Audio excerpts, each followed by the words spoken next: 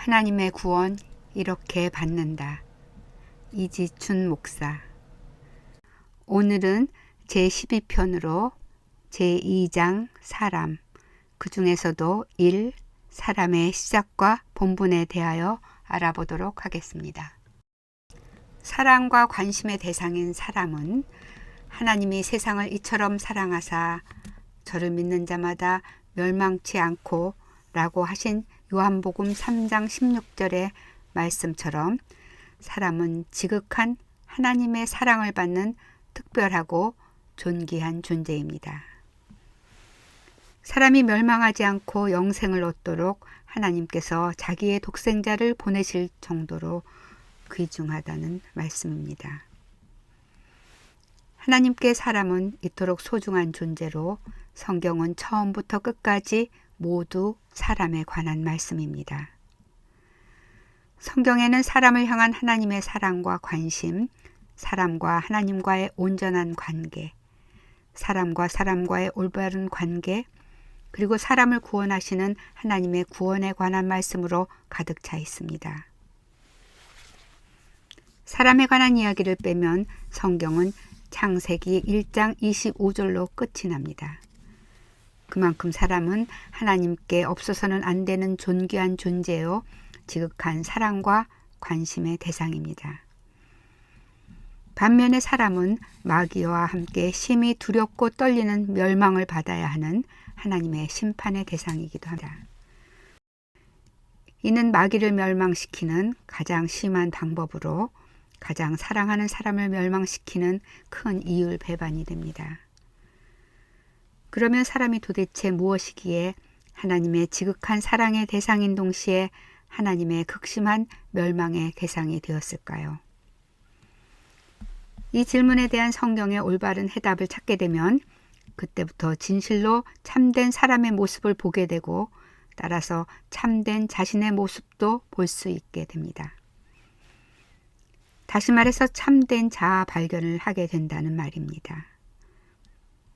이렇게 되면 만물의 영장인 사람으로 태어난 것이 얼마나 큰 축복인가를 깨닫고 지상에서 영원에 이르는 하나님의 크나큰 축복을 받는 행복한 사람이 되어 실로 역동적이고도 소망찬 놀라운 인생을 살 수 있게 됩니다. 그러므로 제2장에서는 사람에 대해서 상고하고자 합니다. 1. 사람의 시작과 본분에 대해서 알아보기로 하겠습니다. 천지를 창조하신 하나님. 창세기 1장 1절로 2절 말씀입니다. 태초에 하나님이 천지를 창조하시니라. 땅이 혼돈하고 공허하며 흑암이 깊음 위에 있고 하나님의 신은 수면에 운행하시니라. 창세기 2장 1절로 2절 말씀입니다. 천지와 만물이 다 이루니라. 하나님이 지으시던 일이 일곱째 날이 이를 때에 마치니 그 지으시던 일이 다함으로 일곱째 날에 안식하시니라. 사람을 지으신 하나님에 대해서 알아보도록 하겠습니다. 창세기 1장 26절로 28절 말씀입니다. 하나님이 가라사대 우리의 형상을 따라 우리의 모양대로 우리가 사람을 만들고 그로 바다의 고기와 공중의 새와 육축과 온 땅과 땅에 기는 모든 것을 다스리게 하자 하시고 하나님이 자기 형상 곧 하나님의 형상대로 사람을 창조하시되 남자와 여자를 창조하시고 하나님이 그들에게 복을 주시며 그들에게 이르시되 생육하고 번성하여 땅에 충만하라. 땅을 정복하라. 바다의 고기와 공중의 새와 땅에 움직이는 모든 생물을 다스리라 하시니라. 창세기는 성경의 첫 번째 책으로 천지만물이 어떻게 존재하게 되었으며 어떻게 변화되어 왔는가를 설명하고 있습니다. 하나님께서는 태초에 천지와 만물을 말씀으로 창조하시고 맨 마지막에 사람을 지으시고 안식하셨다고 했습니다.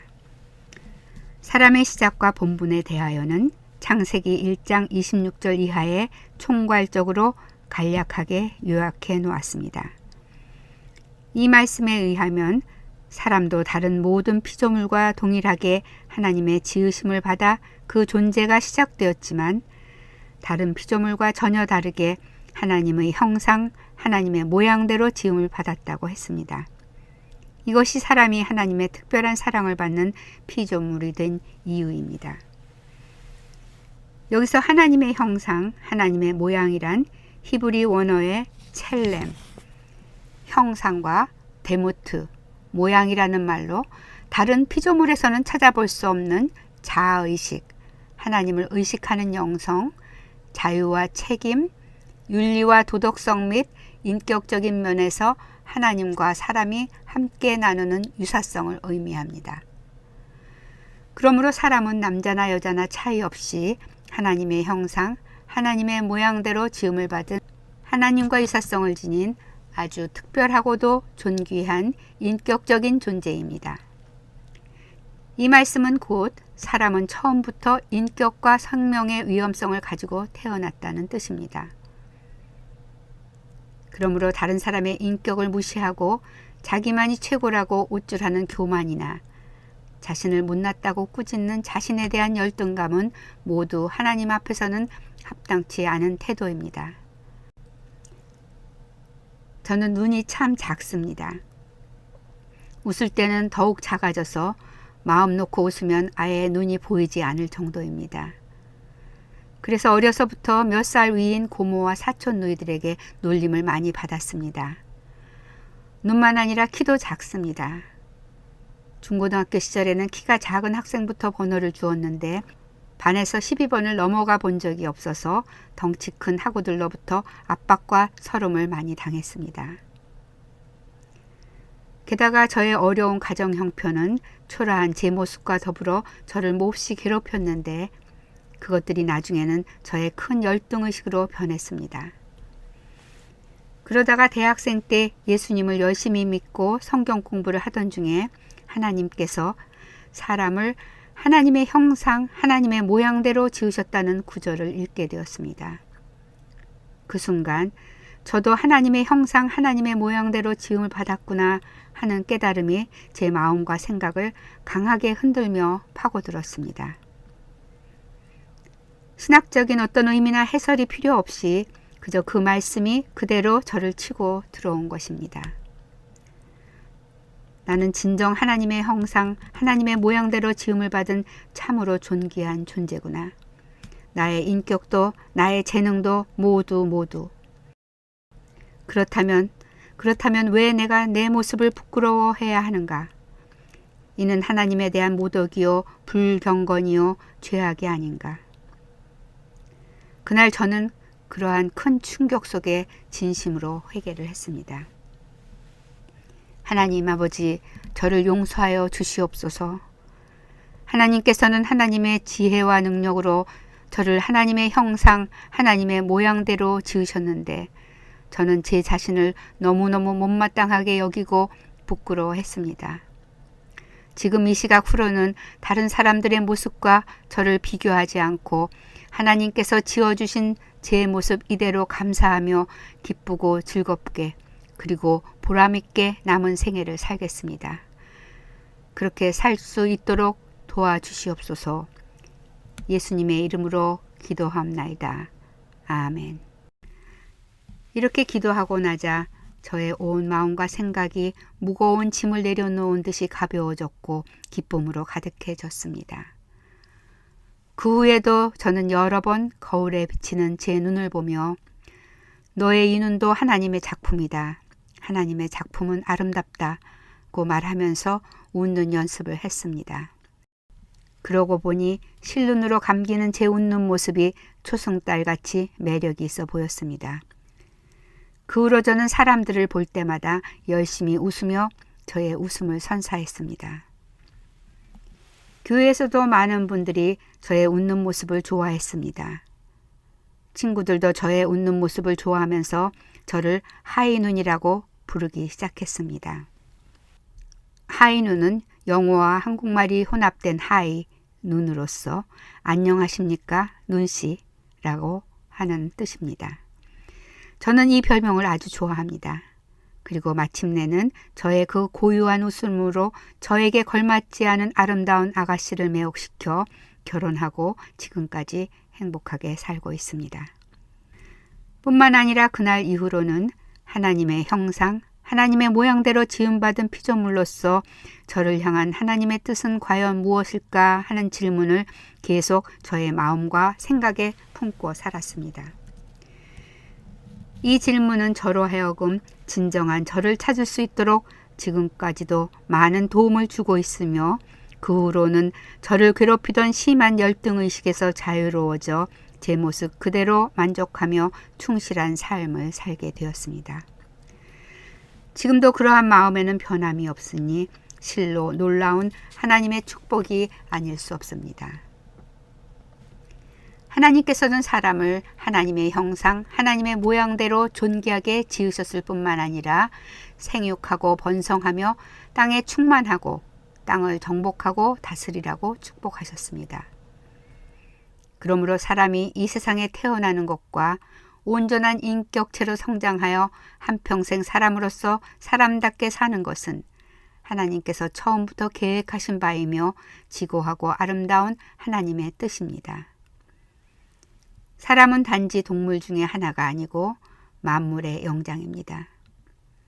만물의 영장으로서 이 세상을 산다는 것은 실로 살아볼 만한 가치가 있는 것입니다.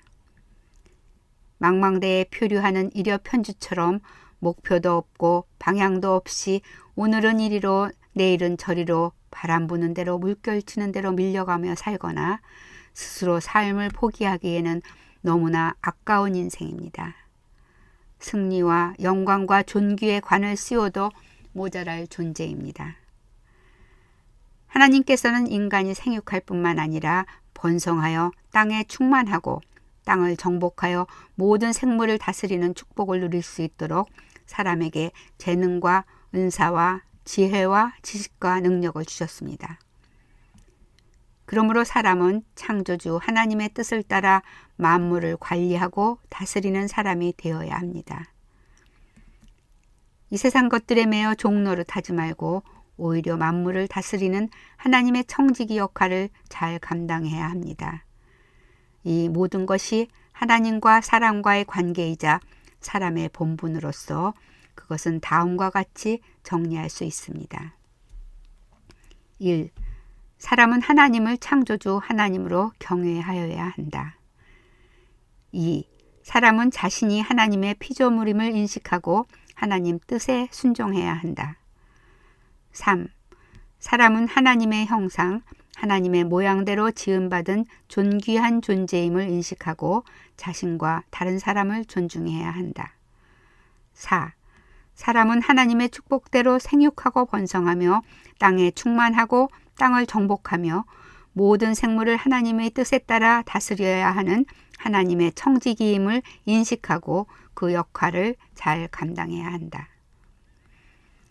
사람은 이 모든 본분을 잘 감당해야 할 뿐만 아니라 나는 처음부터 하나님의 형상, 하나님의 모양대로 지음을 받은 존귀한 존재다 라는 사실을 결코 잊지 말고 다른 사람들이 인정해주지 않더라도 하나님께 감사하며 자신과 이웃을 사랑하는 삶을 살아야 할 것입니다. 다음은 13편으로 2. 사람의 구성, 3. 사람의 고난에 대하여 알아보도록 하겠습니다. 감사합니다.